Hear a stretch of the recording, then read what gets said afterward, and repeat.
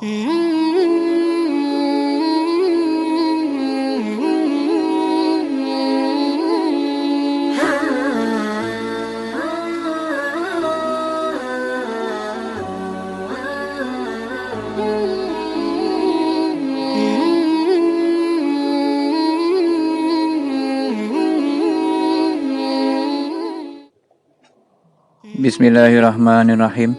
Assalamualaikum warahmatullahi wabarakatuh. Innal hamdalillah nahmaduhu wa nusolli ala rasulihil karim. Sahabat, dimanapun Anda berada, semoga kita semua senantiasa ada dalam lindungan Allah Subhanahu wa ta'ala. Amin. Dalam video kali ini, kita akan membahas mengenai sebuah kisah Islami, yakni kisah rasa takut Hanzalah radhiyallahu an terhadap sifat munafik. Adapun kisah selengkapnya adalah sebagai berikut.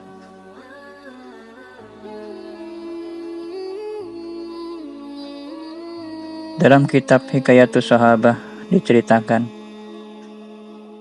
Hanzalah radhiyallahu an bercerita, suatu hari kami menghadiri majelis Rasulullah sallallahu alaihi wasallam. Beliau memberikan nasihat kepada kami. Nasihat itu membuat hati kami lembut, sehingga kami menangis, mencucurkan air mata. Seolah-olah kami melihat surga dan neraka seperti yang diceritakan oleh beliau di hadapan kami. Sepulangnya dari majelis Rasulullah Sallallahu Alaihi Wasallam, saya kembali ke rumah menemui anak istri saya, lalu bercanda dengan anak-anak saya dan bercumbu dengan istri saya. Kemudian kami mulai membicarakan masalah keduniaan. Suasana di rumah berbeda sekali dengan suasana di majelis Rasulullah Sallallahu Alaihi Wasallam. Jika tadi saya merasa takut, tetapi kini saya merasa gembira. Tiba-tiba saya berkata dalam hati, Hanzalah, engkau kini telah menjadi munafik. Nyatanya, keadaanmu ketika berada di hadapan Rasulullah jauh berbeda dengan keadaan sekarang ketika kamu berada di rumah. Saya merasa sangat sedih dan kecewa terhadap diri saya. Saya pun keluar rumah sambil berkata, Hanzalah telah menjadi munafik. Ketika saya bertemu dengan Abu Bakar, saya terus berkata demikian, Hanzalah telah menjadi munafik. Abu Bakar berkata, Subhanallah, apa yang engkau katakan? Sekali-kali Hanzalah bukanlah seorang munafik. Saya berkata, ketika kita mendengar nasihat Nabi tadi, saya merasa surga dan neraka betul-betul ada di hadapan kita. Tetapi ketika kita pulang, bertemu dengan keluarga, kita melupakan kampung akhirat. Abu Bakar radhiyallahu an berkata, ya, keadaan saya juga demikian. Kemudian kami berdua menghadap Rasulullah sallallahu alaihi wasallam. Saya berkata, ya Rasulullah, saya telah menjadi orang munafik. Nabi SAW bertanya, apa yang telah terjadi? Saya berkata, ya Rasulullah, jika kami berada di majelismu dan engkau menceritakan tentang surga dan neraka kepada kami merasa takut. Tetapi jika kami kembali ke rumah menjumpai anak dan istri kami bercanda dan bermain bersama mereka. Kami melupakan surga dan neraka.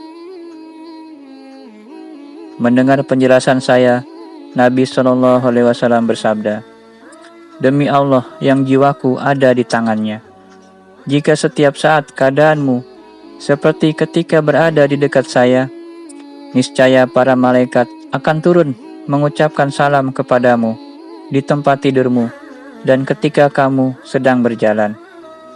Tetapi wahai Hanzalah, keadaan seperti ini jarang sekali terjadi.